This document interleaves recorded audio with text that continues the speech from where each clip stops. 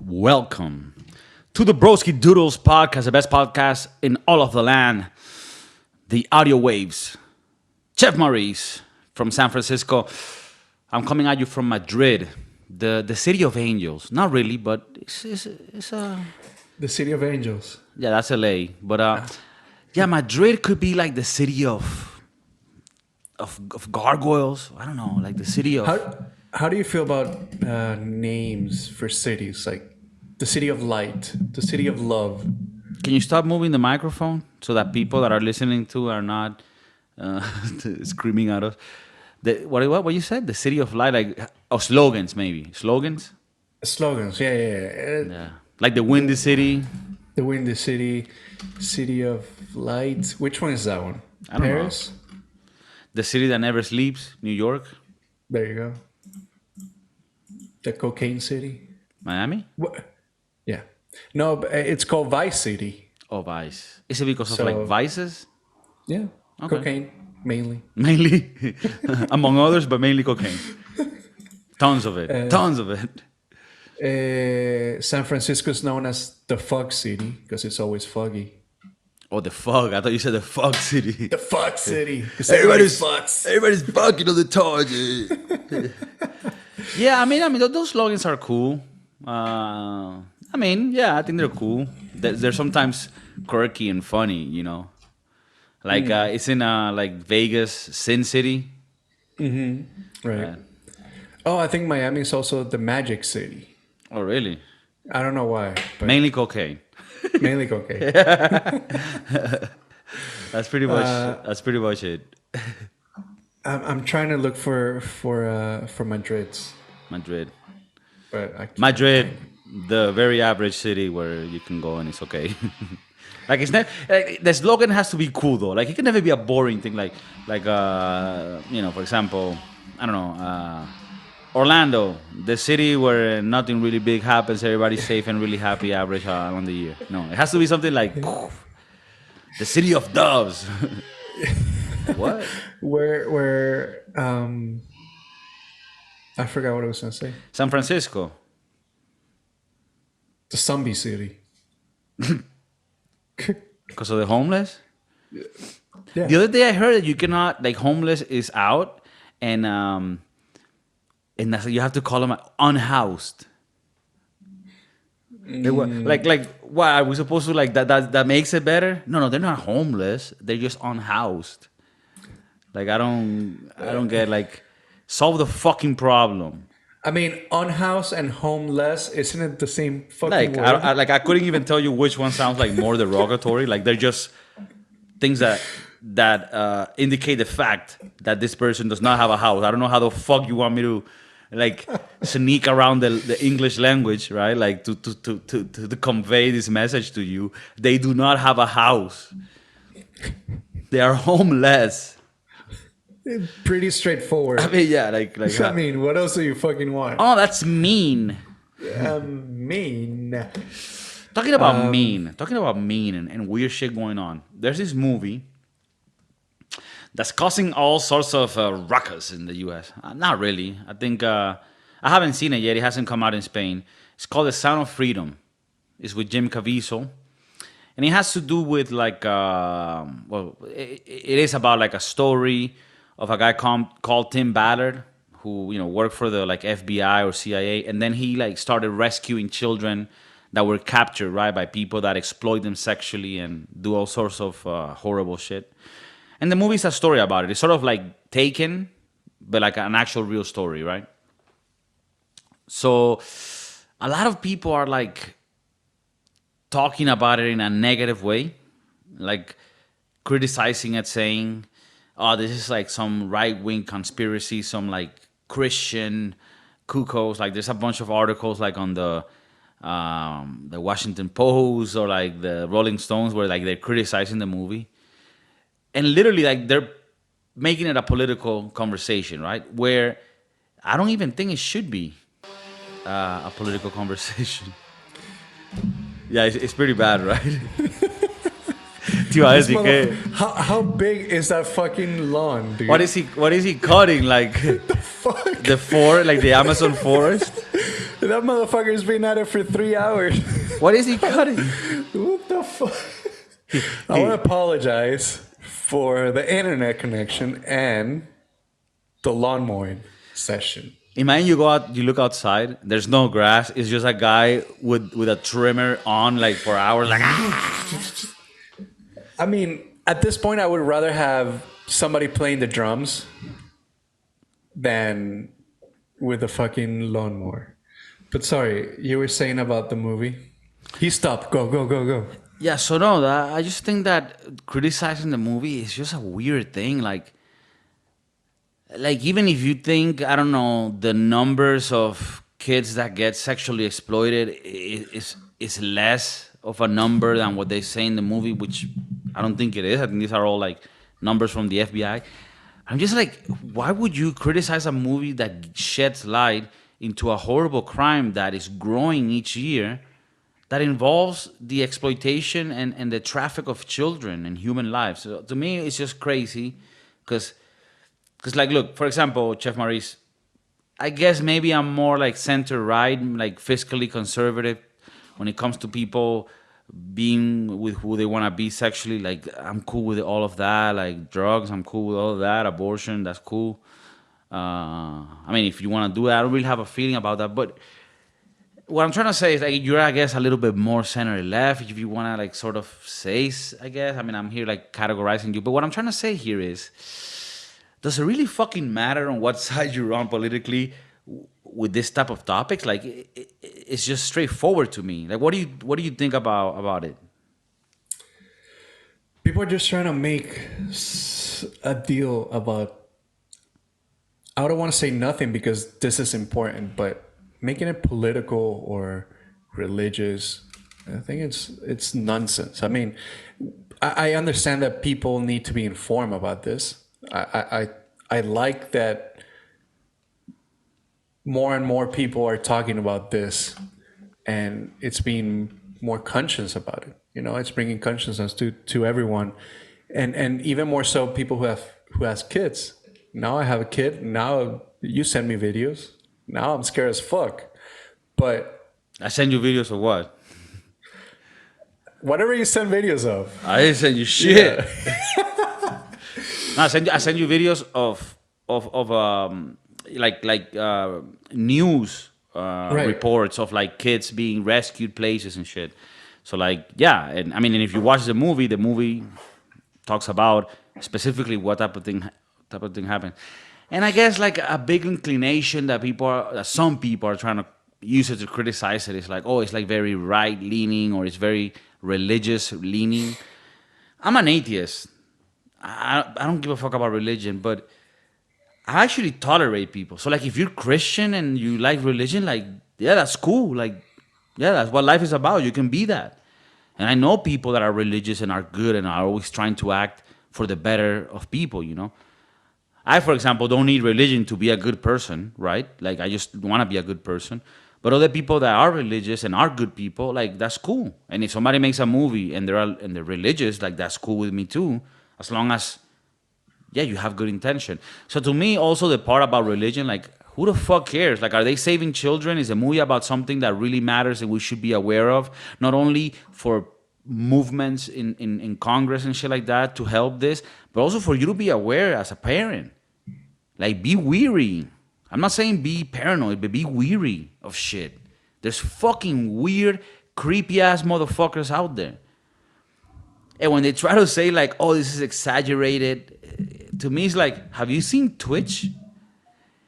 If you go to Twitch, and we talked about this before, like ASMR, if you go to Twitch, there's all sorts of weird-ass channels with shit that's very eerie and weird, and to me, directed to fucking creepy-ass people, bro. Like, shit that's, like, very sexually...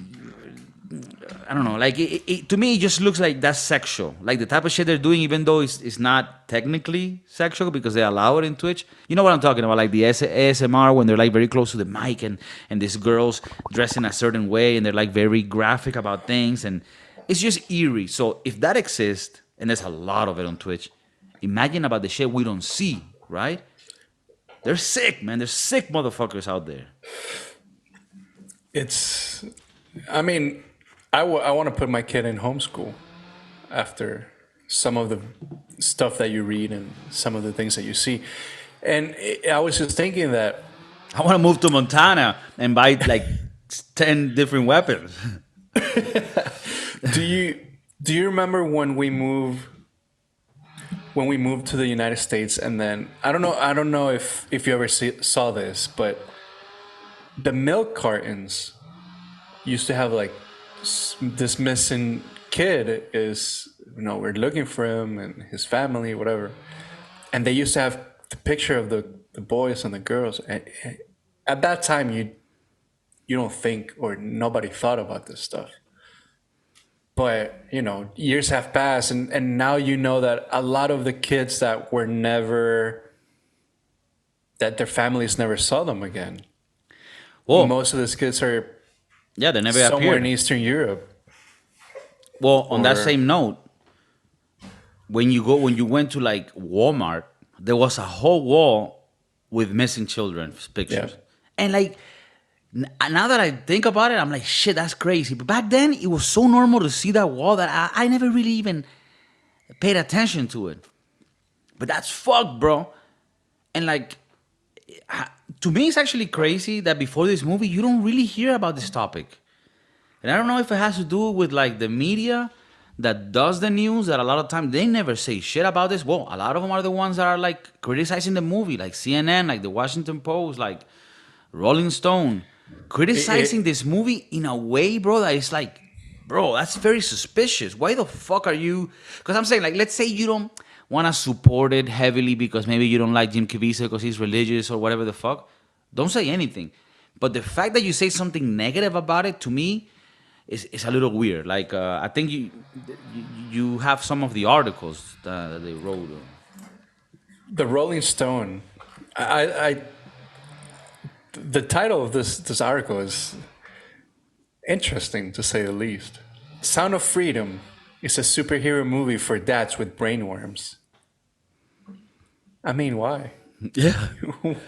Why do It's that? actually very insulting and offensive. Yeah, for sure. I mean,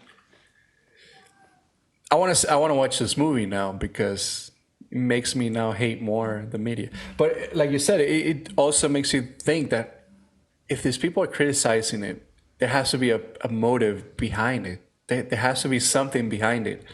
Do you think that the editor of whatever. I mean, like, if you want to go into conspiracy, this leads you to think some crazy shit about, like, some heavy people. Yeah. Because it's like, what's the purpose? What's the motive?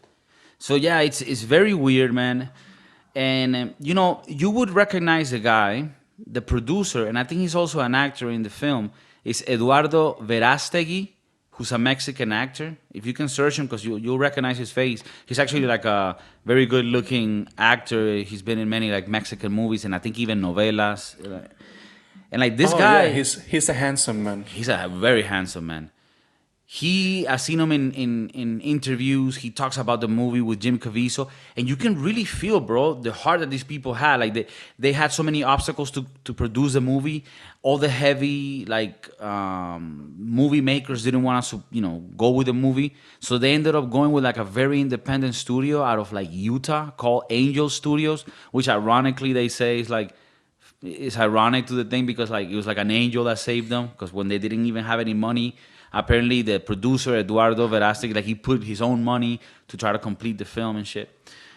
So yeah, the film is about this guy Tim Ballard and his story, right? Like saving kids.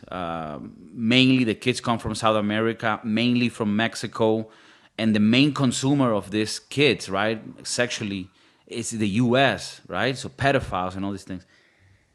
And it's a crazy ass world, right? That's disgusting. In the movie, one of the things that happen is like parents that have kids that want to be like actors and shit.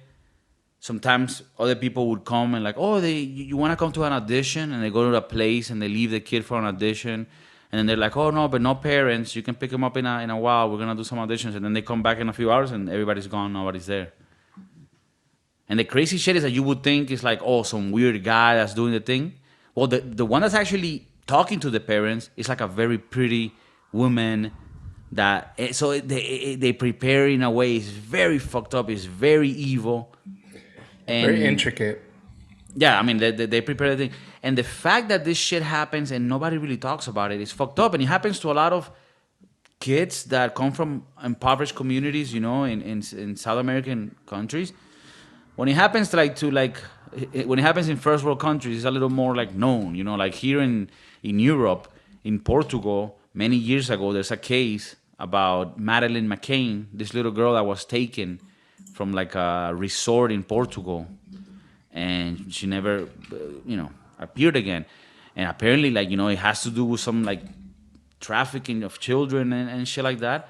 And it's an eerie world. And I think that that if this is a movie that's bringing that to light, like why even bash it? Like why talk negative about it? Like you hear Jim Caviezel speak on interviews. He sounds so pure. He is very religious. That's cool. Like I don't that was not a bad thing.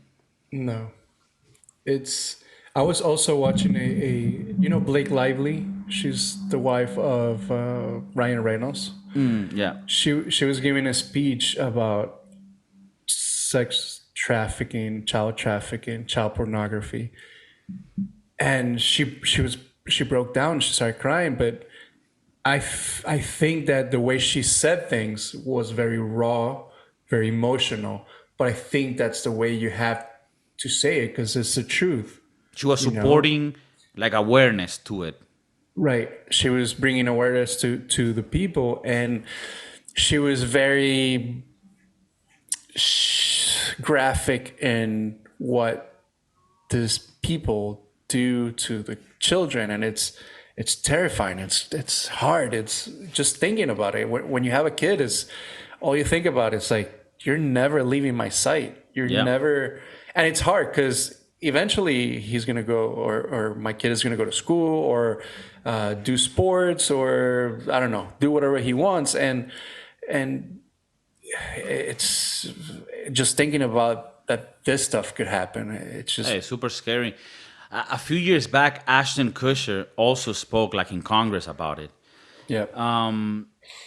Yeah, and we need to speak about it, and we need to be aware. And these days, man, where so much bullshit is going on around culture and around the way people want you to think, we need to bring awareness to this type of shit, and we need to support it. And when I hear these guys talk, Tim Ballard, Jim Caviezel, Eduardo Verástegui, all I could hear was people being good people, having a good heart, wanting to bring awareness to something and wanting this to be a movement worldwide so that governments end up having policies that really can make a change, and for people to be aware of this and be more careful with their kids. You know what I mean? And like a big thing, and I think maybe this is why a lot of the left-leaning media is bashing this, is like immigration in the border in the south of the U.S. A big part of this whole trafficking thing is that they bring kids to the border with no parents, and then those kids end up getting a sponsor within the U.S. through a program that may or not may be the parent or a family member, and that shit is connected to this type of thing. So they're facilitating having these kids go through the border. You get what I'm saying? Like, this is why the whole thing with the border, people want to make it look like, oh, you don't like immigration. No, like, you need to control the people that come into the country so you can fucking protect the country. It's not about, I'm a fucking immigrant myself. You are too. But the whole thing about being an immigrant is you want to do things the right way. And a country should be able to protect its borders. And when you see the consequences that come from this, like in this movie, that's one of the ways they facilitate bringing kids to the U.S. for this type of shit, because there's no control in the border in many, in many ways, right? As much as there could be.